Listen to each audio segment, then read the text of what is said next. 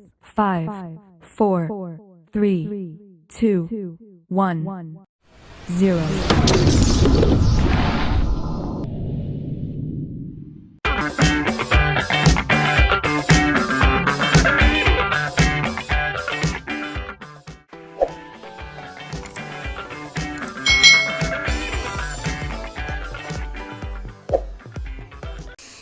Hai,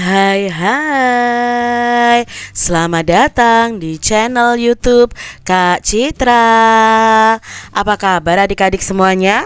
Kak Citra berharap kalian dalam keadaan yang baik, sehat, dan siap untuk belajar ya. Hari ini kita akan belajar bersama-sama untuk mata pelajaran tematik kelas 4. Kita belajar di tema 9, Kayanya Negeriku, subtema 2, Pemanfaatan Kekayaan Alam di Indonesia, pembelajaran yang pertama. Mari adik-adik kita belajar dengan penuh semangat ya. Sungai dan pohon merupakan salah satu unsur lingkungan alam. Sungai dan pohon ini memiliki banyak manfaat. Coba adik-adik, apakah kalian bisa menyebutkan manfaat sungai dan pohon bagi manusia? Nah, di sini kita akan belajar nih, apa saja manfaat sungai bagi manusia. Manfaat sungai diantaranya adalah untuk menampung air hujan, mengalirkan air dari hulu ke hilir, lalu bisa juga sebagai pembangkit listrik tenaga air, lalu tempat untuk mencari nafkah. Nah, di sini ya, lalu jadi sumber bahan konsumsi karena ada orang-orang tertentu atau di desa-desa itu kan airnya masih jernih dan bisa mengambil air dari sungai untuk dikonsumsi adik-adik ya. Tapi kalau sekarang ya banyak sungai yang sudah tercemar ya. Lalu sungai itu juga bisa menjadi tempat rekreasi, lalu untuk keperluan mandi dan mencuci, dan sebagai sumber air. Masih banyak lagi manfaat sungai bagi manusia. Lalu apa saja ya manfaat pohon bagi manusia? Nah, contohnya di sini ada berperan dalam menyediakan oksigen untuk bernafas manusia dan hewan, lalu berperan dalam mengendalikan siklus air, lalu untuk mencegah banjir juga, melindungi tanah dari bencana alam seperti longsor. Lalu pohon ini juga sebagai bahan baku kayu untuk bangunan, bisa untuk tempat berteduh dan memperindah lingkungan. Ini beberapa contoh manfaat pohon bagi manusia. Banyak sumber energi di sekitar kita. Kesemuanya memiliki banyak manfaat untuk menunjang kehidupan manusia adik-adik. Berbagai sumber energi dapat memberikan manfaat secara maksimal bagi manusia jika diolah dengan baik. Contoh pemanfaatan sumber daya energi dan perubahan energi, yaitu dari gas menjadi panas bagi manusia, adalah penggunaan gas LPG. Nah, gas LPG ini diperoleh dari pengolahan dan penyaluran gas alam. Gas tersebut berubah menjadi energi panas sehingga dapat dimanfaatkan oleh manusia untuk memasak. Tentunya adik-adik di rumah tahu ya, mama punya gas LPG. Nah, gas LPG itu ada perubahan energi di dalamnya ya. Dari energi kimia, dari gasnya itu menjadi energi panas. Seperti yang telah kita ketahui, energi merupakan kemampuan suatu benda untuk melakukan usaha atau kerja. Energi pun dapat berubah bentuk menjadi energi lainnya. Nah, sekarang coba adik-adik tuliskan sumber-sumber energi yang digunakan dan perubahan energi yang terjadi saat melakukan kegiatan-kegiatan di bawah ini adik-adik. Kita lihat yang pertama adalah bermain layangan. Nah, sumber energi yang digunakan adalah energi angin. Perubahan energinya apa? Perubahan energinya itu dari energi angin menjadi energi gerak, karena layang-layangnya bisa bergerak bantuan angin. Yang kedua adalah gambar ibu yang sedang menyetrika. Nah, di sini sumber energi yang digunakan setrikanya adalah energi listrik. Perubahan energinya itu dari energi listrik menjadi energi panas. Nah, adik-adik di sini yang ketiga ada gambar orang bakar sate ya adik-adik ya, membuat sate nih. Nah, di sini energi yang digunakan adalah energi kimia karena menggunakan arang di situ. Nah, perubahan energinya apa? Dari energi kimia menjadi energi panas ya. Kalau arang itu dibakar otomatis kan akan membara. Nah, membara itu akan membakar daging atau satenya ini adik-adik ya, sehingga bisa matang. Nah, ini terjadi perubahan energi kimia menjadi energi panas. Selanjutnya ada petani garam adik-adik. Nah, di sini sumber energi yang digunakan adalah energi panas matahari untuk mengeringkan air laut, mengkristalkan air laut menjadi garam adik-adik. Terjadi perubahan dari energi panas menjadi energi kimia. Lalu yang kelima ada orang yang memblender buah-buahan nih, membuat jus ya adik-adik ya. Di sini sumber energinya adalah energi listrik. Lalu terjadi perubahan yaitu dari energi listrik menjadi energi gerak pada blender. Adik-adik coba carilah contoh pemanfaatan perubahan energi dalam kehidupan kalian sehari-hari. Contohnya nih, dari energi gerak menjadi energi listrik. Itu contohnya ada pembangkit listrik tenaga air atau angin. Lalu dari energi cahaya menjadi energi listrik, bisa panel surya. Dari energi listrik menjadi kimia, itu bisa charger batu baterai, itu bisa dari listrik menjadi energi kimia. Misalnya dari listrik menjadi cahaya, contohnya adalah lampu. Dari listrik menjadi panas, contohnya rice cooker, solder, misalnya seperti itu. Kalian bisa kembangkan lagi dan memberi contoh yang lainnya. Bangsa Indonesia adalah bangsa yang dikaruniai sumber daya alam yang sangat banyak dan beragam adik-adik. Nah, sumber daya alam Indonesia itu tersebar dari Sabang sampai Merauke. Nah, setiap daerah itu memiliki kekasan sumber daya alamnya masing-masing. Nah, sumber daya itu dapat dibedakan menjadi dua. Ada sumber daya alam yang dapat diperbaharui dan ada sumber daya alam yang tidak dapat diperbaharui. Nah, seperti telah dijelaskan nih pada pembelajaran Kak Citra sebelumnya, bahwa sumber daya alam yang dapat diperbaharui itu merupakan sumber daya alam yang dapat menghasilkan kembali meskipun kita telah menggunakannya. Ya, contohnya ya hewan, tumbuhan ya. Lalu sumber daya alam ini tidak akan habis jika kita dapat mengelolanya dengan baik. Contohnya hasil pertanian, perkebunan, peternakan, dan perikanan merupakan contoh sumber daya alam yang dapat diperbaharui. Lalu yang berikutnya adalah sumber daya alam yang tidak dapat diperbaharui. Nah, ini merupakan sumber daya alam yang tidak dapat menghasilkan lagi setelah kita gunakan. Jadi tidak bisa dihasilkan lagi setelah kita gunakan, alias langsung habis adik-adik ya. Nah, di sini sumber daya ini memiliki jumlah yang sangat terbatas. Minyak bumi, batu bara, gas, dan barang-barang tambang lainnya merupakan contoh sumber daya alam yang tidak dapat diperbarui. Nah, oleh karena itu kita harus mengelolanya dengan baik. Di bawah ini adalah contoh-contoh jenis sumber daya alam yang tidak dapat diperbaharui. Nah, di sini yang tidak dapat diperbaharui ada sumber daya alam bukan logam, lalu sumber daya alam logam, dan sumber daya alam industri. Contoh sumber daya alam bukan logam itu misalnya aspal, lalu batu bara, minyak bumi, dan gas alam. Yang termasuk logam itu apa? Ya, emas, perak, mangan, nikel, lalu pasar besi, platina, timbal, timah, dan lain sebagainya. Lalu sumber daya alam industri. Nah, sumber daya alam industri itu ada berlian, ada belerang, ada fosfat, gamping, batu kapur, yodium, asbes, dan gipsum. Ini adalah contoh-contoh sumber daya alam yang tidak dapat diperbaharui. Nah, adik-adik coba berilah contoh hasil sumber daya alam yang dapat diperbarui. Contohnya misalnya hasil pertanian, perkebunan, perikanan, hasil hutan, dan hasil peternakan yang ada di daerah tempat tinggalmu.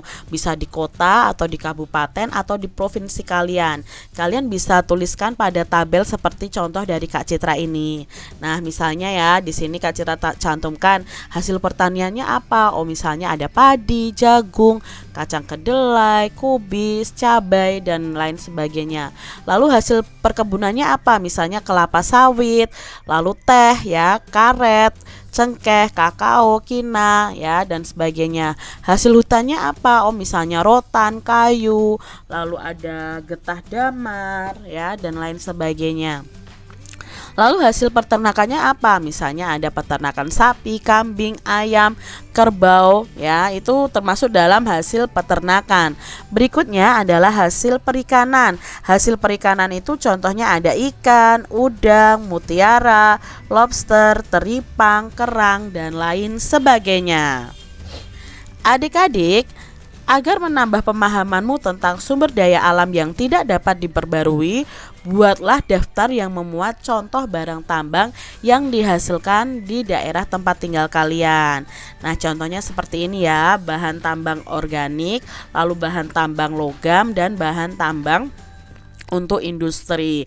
Ya, bahan tambang organik itu ada batu bara, ada minyak bumi, lalu ada gas alam ya.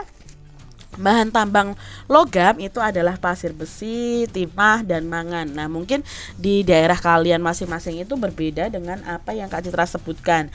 Jadi sesuaikan dengan daerah tempat tinggal kalian. Lalu bahan tambang untuk industri itu adalah misalnya batu gamping, batu kapur, dan fosfat.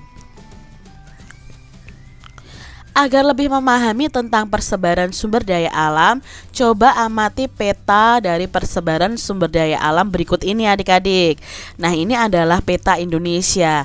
Di sini ada persebaran sumber daya alam. Misalnya ya, kalau yang legenda ya, kalian lihat di legenda itu ada gambar kelapa. Ini berarti penghasil kelapa nih di Indonesia. Lalu kalau seperti ini sawit ya, seperti ini cengkeh. Lalu ikan tuna, jagung, rumput laut, dan kopi. Ternyata itu tersebar dari Sabang sampai Merauke. Negara kita itu dikenal sebagai penghasil barang-barang tambang adik-adik. Minyak bumi, gas alam, tembaga, dan emas merupakan sebagian dari hasil kekayaan alam kita. Setelah diolah, barang-barang tersebut dimanfaatkan untuk membiayai pembangunan. Namun demikian, hasil tambang tidaklah merata persebarannya, baik jumlah maupun jenisnya. Jadi tidak merata di seluruh Indonesia itu ada. Misalnya ya, pohon kelapa itu tidak seluruh Indonesia ada pohon kelapa. Tidak adik-adik ya. Karena di sini apa? Penyebarannya tidak merata. Nah, adik-adik amati gambar berikut. Berikut ini adalah peta persebaran hasil tambang negara kita. Nah, kalian bisa lihat dulu di legenda. Oh, kalau hijau seperti ini aluminium. Lalu ada asbes ya. Ini ternyata hasil tambang kita itu sangat banyak loh adik-adik ya. Dari Sabang juga sampai Merauke ya. Banyak sekali dan penyebarannya juga tidak merata. Contohnya misalnya ya, ini di Cilacap, di Cepu ya. Ada biji besi ya, lalu ada granit, ada intan, ada kapur, dan lain sebagainya. Karena peta persebaran ini kita jadi tahu bahwa hasil tambang negara kita itu sangat banyak adik-adik. Jadi negara kita itu berlimpah sekali. Nah, kalian telah mengetahui kekayaan dan persebaran sumber daya alam. Berdasarkan jenis bendanya, sumber daya alam tadi kan dibagi menjadi dua, yaitu sumber daya alam hayati dan sumber daya alam non-hayati. Sumber daya alam hayati itu adalah makhluk hidup adik-adik. Sebaliknya, sumber daya alam non-hayati itu adalah sumber daya alam yang bukan berupa makhluk hidup. Jadi sumber daya hayati itu contohnya adalah hewan dan tumbuhan. Tapi kalau sumber daya alam non-hayati itu contohnya adalah barang-barang tambang tadi. Sekarang giliran adik-adik untuk menceritakan berbagai kekayaan sumber daya alam baik hayati maupun non hayati yang ada di daerah kalian.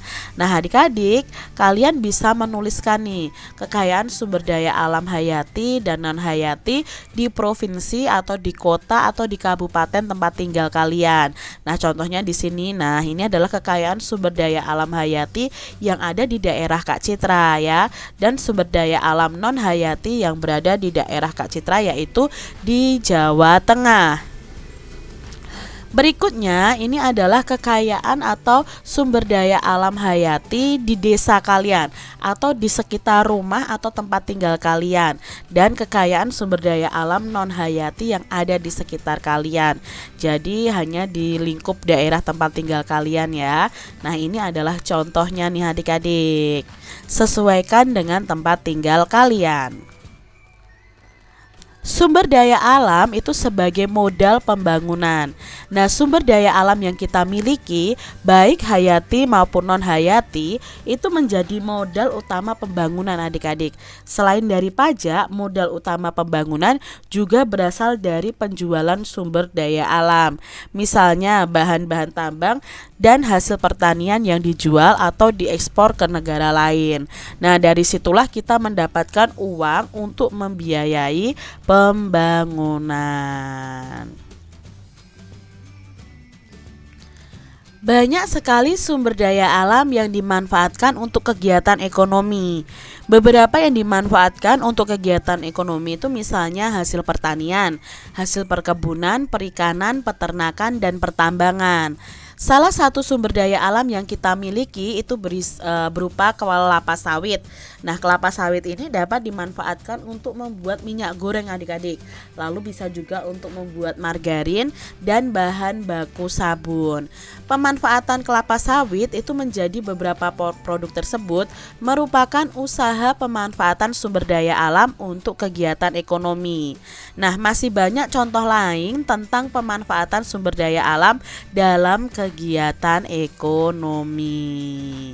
Nah, adik-adik, di sini kita akan membaca peta pikiran dari sumber daya alam. Apa saja sih sumber daya alam itu? Nah, sumber daya alam itu ada sumber daya alam hayati dan sumber daya alam non hayati.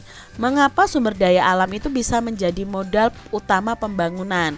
Karena uang hasil penjualan sumber daya alam dapat digunakan untuk membiayai pembangunan. Lalu berikan contoh pemanfaatan sumber daya alam dalam kegiatan ekonomi. Nah, di sini yang dimanfaatkan adalah hasil pertanian, hasil perkebunan, perikanan, peternakan, dan pertambangan. Adik-adik coba lakukan wawancara nih ya untuk memperoleh data tentang pemanfaatan sumber daya alam hayati maupun non hayati dalam ekonomi di daerah tempat tinggalmu. Nah, carilah jawaban pertanyaan tersebut dengan bertanya kepada narasumber di sekitar kalian. Nah, kamu dapat bertanya kepada orang tua, bapak ibu guru, atau orang-orang di sekitar kalian. Kalian bisa membuat laporan wawancara kalian seperti contoh dalam kotak berikut ini. Nah, ini contoh dari Kak Citra nih, laporan hasil wawancaranya. Nama kalian siapa misalnya, lalu pertanyaan yang diajukan apa? Misalnya pertanyaannya, apa akibatnya jika manusia tidak melaksanakan kewajiban terhadap lingkungan alam? Atau apa saja sih yang kalian mau tanyakan ya di dalam lingkup kegiatan ekonomi yang memanfaatkan sumber daya alam yang ada di lingkungan kita. Itu contoh dari laporan hasil wawancaranya. Demikian tadi adik-adik pembahasan kita di tema 9 subtema 2 pembelajaran yang pertama. Semoga video pembelajaran ini bermanfaat untuk adik-adik semuanya. Dan sampai jumpa lagi di video pembelajaran Kak Citra selanjutnya. Tuhan memberkati. Jangan lupa tekan tombol subscribe, lalu tekan loncengnya, tekan juga tombol like, lalu share ke media sosial kalian. Jangan lupa untuk ikuti media sosial Kak Citra. Terima kasih.